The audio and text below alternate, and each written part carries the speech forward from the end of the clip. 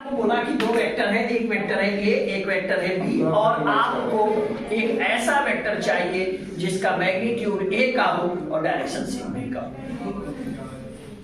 आपका क्वेश्चन है कि तुम क्वेश्चन पढ़ोगे तो कंफ्यूज हो जाओगे, इसलिए 2 बार पढ़ना, 3 बार पढ़ना, 4 बार पढ़ना, तब जीस्ट निकाल पाओगे। और इस क्वेश्चन का जीस्ट जो है मैं डायरेक्ट आपको रेसिपी दे रहा हूं कि इसका सिंपल फार्मूला है कि ए का मैग्नीट्यूड हो और बी का डायरेक्शन हो। तो जब भी ये सवाल आए तो सबसे पहले लिख देना सी बराबर ए का मैग्नीट्यूड हो और बी का डायरेक्शन। अब आपका सवाल क्रिस्टल क्लियर है आपके सामने। ए का मैग्नीट्यूड है तो इसे मैं इक्वेशन नंबर 1 दे देता हूं और निकाल लेते हैं कि ए का मैग्नीट्यूड कितना होता है।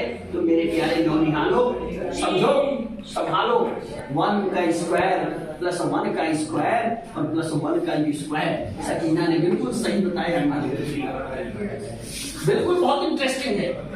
मेरे प्यारे बच्चे, बी का यूनिट वेक्टर चाहिए, डायरेक्शन के लिए यूनिट वेक्टर खोजते हैं सर। इसका मतलब upon magnitude don't be diverted, this is under root 1 minus 2। देखो बेटा, हमेशा लाइफ में याद रखना, अगर सफल होना है तो दूसरे की मेहनत को रिस्पेक्ट देना सीखो और अपनी मेहनत को भी रिस्पेक्ट देना सीखो और लाइक करना मत भूलिएगा। 1 का स्क्वायर माइनस 2 का स्क्वायर प्लस 3 का स्क्वायर कितना होगा, फटाफट देखते हैं। Root 14, very good girl, very good girl. और वेक्टर बी है तो बी तो हमने ले लिया जी minus 2j plus 3k, so it is 1 by root 14 and I minus 2j plus 3k. This is the unit vector of B and this was the magnitude of A. So result AC is root 3 magnitude of A upon root 14 and I minus 2j plus 3k. My dear, सबसे कठिन सवालों में इसकी गिनती होती है। यानी एक और सवाल है जिसकी गिनती कठिन सवालों में होती है। बिल्कुल, मैं बता रहा हूं कि ये क्वेश्चन अच्छा क्वेश्चन होता है। और होता क्या है कि वेक्टर का, देखो बच्चे यहाँ भूलते क्यों हैं, उनको ये समझ में नहीं आता कि यार मैग्नीट्यूड डायरेक्शन 2 अलग अलग वेक्टर का मान रहा है तो क्या करें। जिस बच्चे ने ये लाइन लिख ली उसकी आत्मा तृप्त हो जाए, और जो ना लिखे बरसों बाद जन्मांतर तक उसे क्या पढ़ना है, यूनिट वेक्टर। ऐसा वेक्टर जिसका मैग्नीट्यूड यूनिट हो। इंग्लिश में यूनिट का मतलब एक होता है, इकाई होता है, इकाई, एक। यानी ऐसा वेक्टर जिसका मैग्नीट्यूड 1 है तो फिर क्या को यूज करना, use always for the direction. क्या को यूज हो रहा है, केवल डायरेक्शन के लिए यूज होता है वो। इसका मतलब किसी भी वेक्टर का तुम्हें डायरेक्शन पूछा जाए तो तुमने क्या निकालना है, यूनिट वेक्टर। देख से बोलो, यूनिट वेक्टर। जब तक यूनिट वेक्टर नहीं निकालो उसका डायरेक्शन कैसे जानोगे, समझते नहीं हो। इसी वेक्टर है, मान लो एक वेक्टर है ए, कौन सा वेक्टर है, ए प्लस 3g 4a। अब आपको कहा गया कि इसका मैग्नीट्यूड निकालो। पहले मैग्नीट्यूड मतलब अंडर रूट x मतलब 2। मेरे प्यारे बच्चे, मैं समझाने के लिए यहाँ माइनस ले रहा हूँ, जिससे आपको गलती कहाँ करनी है वो गलती पकड़ में आए। राधे राधे।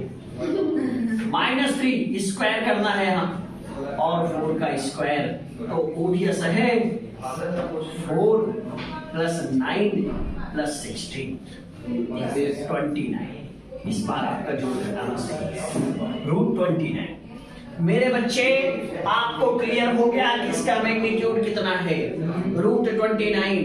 अब मैं तुमसे बोलूं कि अगर इसका मैग्नीट्यूड रूट 29 है और मुझे बनाना है 1, इसका मतलब ये है कि इसी वेक्टर को अगर मुझे लिखना होता और इस वेक्टर को तो मैं ऐसे लिख सकता हूं, रूट 29 एक है, रूट 29 उसका मैग्नीट्यूड हो गया और एक ऐप उसका डायरेक्शन हो गया। तो अगर मैं एक ऐप को निकालना चाहूं तो a कैप यानी यूनिट वेक्टर कितना होगा, vector upon magnitude that is √29, so 1 upon √29 y minus 3j plus 4k. This is a best and very cute example to get the unit vector for a given vector. I hope you understand, Mr. Utkarsh. Can you explain it? इस vector का component इस vector के direction में चाहिए। देखिए ये सवाल जो होते हैं ना, ये कठिन सवालों में आते हैं, क्योंकि अगर कॉन्सेप्ट क्लियर नहीं है तो जय माता दी हो जाएगा। तो पहले समझना होगा कि इस वेक्टर का कंपोनेंट इस वेक्टर यानी ए का कंपोनेंट बी के डायरेक्शन में, तो इसका मतलब ए का कंपोनेंट बी के डायरेक्शन में क्या है, ए कॉस थीटा। ए का कंपोनेंट बी के डायरेक्शन में क्या है, ए कॉस थीटा। मतलब जो हमारा क्वेश्चन है वो है ए कॉस थीटा। कैसे आएगा, अगर इस फार्मूले को तुम ध्यान दो तो ए में अब मैं दोनों तरफ बी का गुणा कर दे रहा हूं, ऊपर नीचे गुणा और भाग।